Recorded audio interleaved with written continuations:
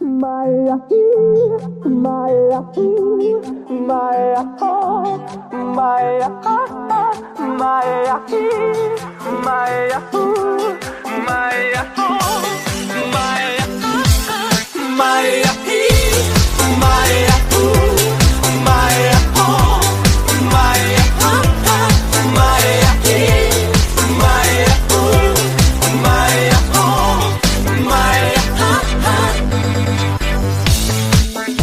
Alo? Salut! Sunt eu, un haiduc și te rog, iubirea mea, primește fericirea. Alo? Alo? Sunt eu, Picasso, ți-am dat bip și sunt voinic, dar să știi, nu-ți cer nimic. Vrei să pleci, dar numai ei, numai ei, numai ei. Greetings, Uncle Travelling Mass here, and I'm reporting back at the end of another day on our trip through Romania, Ukraine, and Moldova. And I'm in my hotel in Chisinau, and I'm going to talk about what we did yesterday. Yesterday was another day of intense travel. It didn't go to plan, but it all worked out in the end. We, woke up quite early in Chernivitsi. We'd had a few drinks on the balcony the night before, which was good, but Tom had a few more than me. He slept a bit longer than I did, had a bit of a headache. But it was pretty cool. The apartment we had was like a typical Khrushcheva apartment, like the ones I'd stayed in Bulgaria when I went in the 90s. And it was cool in some, suburb of the main city. And what I did is I went for a little wander on my own because I needed to do two things. I needed to get some money out, because we had no Ukrainian money whatsoever. And then I needed to get a taxi to take me to the bus station. And so I went for a little wander. I asked a couple of people, where's there a cash machine? And, cash machines was something that once upon a time you found everywhere. They seem to be in short supply these days. And annoyingly, there's these other machines that are not in short supply that look like cash machines, and they're like some kind of money transfer machines. And I think people send money from abroad and people pick them up, or you can send money to people with them. They are all over the place. The actual cash machines, not so much. But in the end, I walked, I asked a lady in the street, and she said, try the Privat Bank. There's, you should be able to change cash there. Went there, they wouldn't let me change money because I didn't have a Ukrainian telephone number or ID, but they would let me take money out of a cash machine, which is absolutely ridiculous. I've never had that before. But yeah, so I took some money out.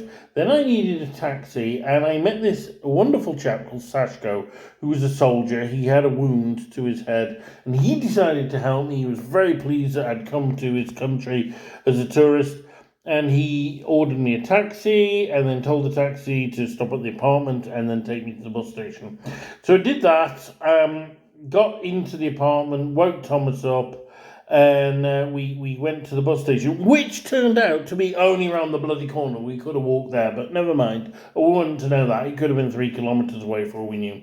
And so we sat on the bus station with all the bags, and Thomas said, could he disappear for a few minutes, have a look round? Which he did. It was more like 2 hours. And he had a very good explore the city of Chernivitsi, whereas I read in the bus station. So that's that. But I would like to go to Chernivitsi again one day. It looks a beautiful city. It looks really interesting, like a mini Lvov. And my friend Alex, who went there on his big Ukraine trip, said it was really good. So maybe one day, but not now. The reason we had several hours at the bus station is the internet had told us there was a bus at 11 o'clock to Chisinau, but there wasn't. There was no bus to Chisinau except at night, and I did not want to travel through the night to Chisinau, particularly as the next day we had a trip booked to the Cricova winery. And so we decided to do it the other way, and we took a bus to Suceava at 1, and we went over the border on that bus, and it took us to the city of Suceava that I visited in 2012, and from there we got a taxi.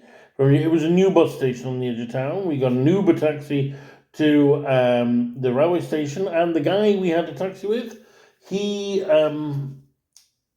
lived in England for a while, so we talked about that, and he said, like, after Brexit he came back because it just wasn't really worth it. But he still gets all these messages from, like, agencies asking him if he wants to work.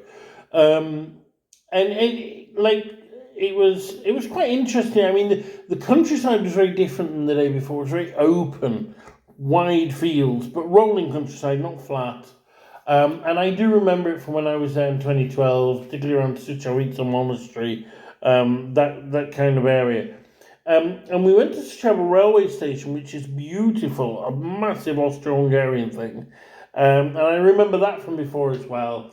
And there was a train, it was a nice fast train all the way to Iasi, which is one of the major cities in Romania. And it was great because I managed to charge phones and just sit and relax as we sped through the countryside. It was a journey I'd done before the other way. And then at Iasi, we got off the railway, the train at the station, and crossed over the square. Iasi railway station is very remarkable because it's based on the palace, the Doge's Palace in Venice. So there we go.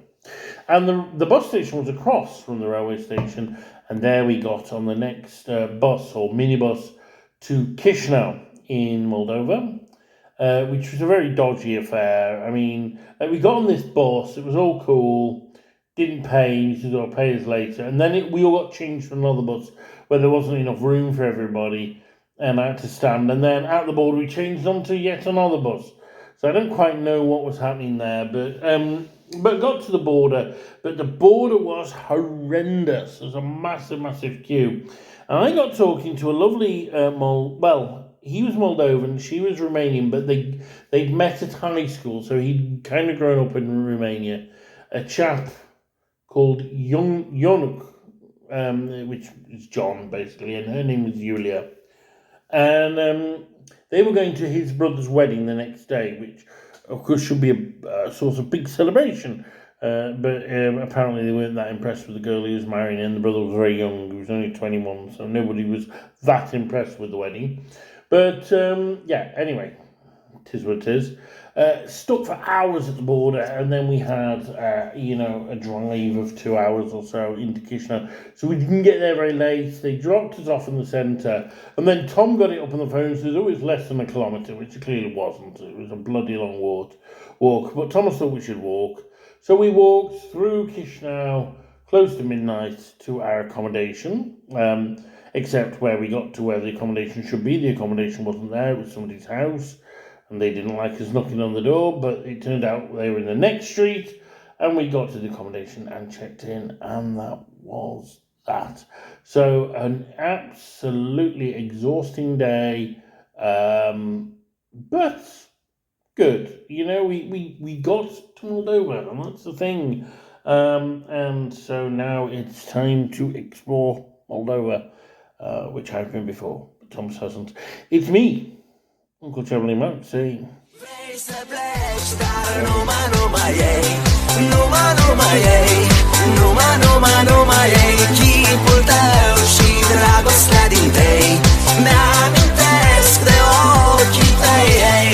Vrei să pleci, dar numai ei, numai ei, numai ei, chipul tău și dragostea din tei, mi-amintesc de ochii tăi, ei. Te sun, să-ți spun ce simt acum. Alo, iubirea mea, sunt eu, fericirea.